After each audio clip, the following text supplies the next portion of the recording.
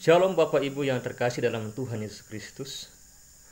Pagi hari ini kita akan mendengarkan firman Tuhan yang akan menjadi berkat bagi kita semua pada pagi hari ini. Saya akan membacakan firman Tuhan atau renungan firman Tuhan yang saya ambil dalam Matius 26 ayat yang ke-41. Firman Tuhan berkata bahwa berjaga-jagalah dan berdoalah supaya kamu jangan jatuh dalam pencobaan. Roh memang penurut tetapi daging lemah. Dalam ayat ini kata berjaga-jaga dalam teks ini adalah gregoreu yang artinya tetap terjaga, tidak tidur atau waspada. Pertanyaannya adalah bagaimanakah sikap kita berjaga-jaga?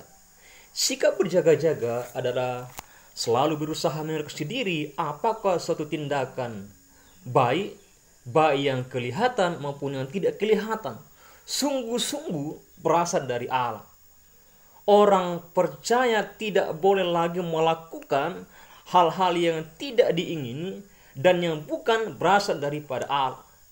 Mengoreksi tersebut bukan hanya dilakukan melalui kecerdasan roh, bukan lagi dengan cara yang membandingkan dengan hukum yang tertulis seperti kepada bangsa Israel berpatokan dengan hukum yang tertulis pada hukum Taurat. Ketika Tuhan Yesus mengatakan, bukan setiap orang yang berseru kepadaku, Tuhan, Tuhan, akan masuk dalam kerajaan sorga, melainkan dia yang melakukan kehendak Bapa-Ku yang di sorga. Dalam Matius 7 ayat yang ke-21. Hal ini jelas sekali menunjuk orang-orang yang dibenarkan oleh iman adalah orang-orang yang melakukan kehendak Bapa dengan setia di dalam kehidupannya.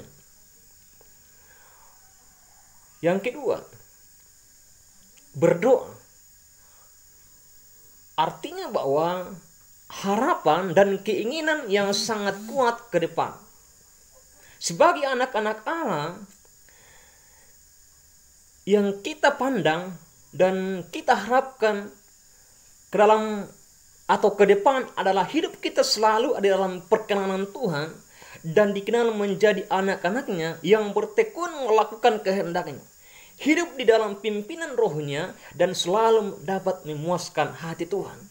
Oleh karena itu dalam ayat ini dua hal pokok yang menjadi berkat bagi kita adalah berjaga-jagalah dan berdoa.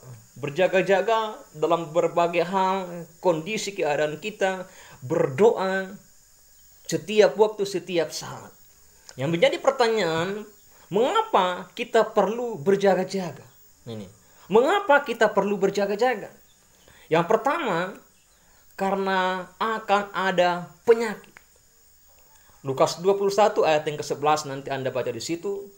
Habakuk pasal yang ketiga ayat yang kelima nanti Anda juga baca di situ. Dan yang kedua, mengapa perlu berjaga-jaga?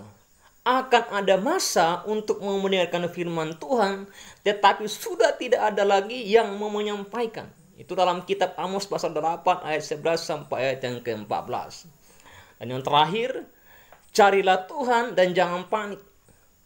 Carilah Tuhan dan jangan panik. Amos pasal 5 ayat yang ke-4 sampai 6, Yesaya 55 ayat yang ke-6, Wahyu 3 ayat yang ke-10. Nah, itu nanti dibaca,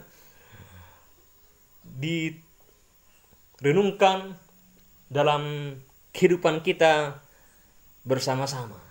Jadi hari ini kita belajar bahwa tetaplah berjaga-jaga dan berdoa senantiasa, melakukan firman Tuhan dengan baik dan benar sehingga iman kita semakin kuat di dalam pengiringan kita kepada Tuhan. Shalom, Tuhan memberkati.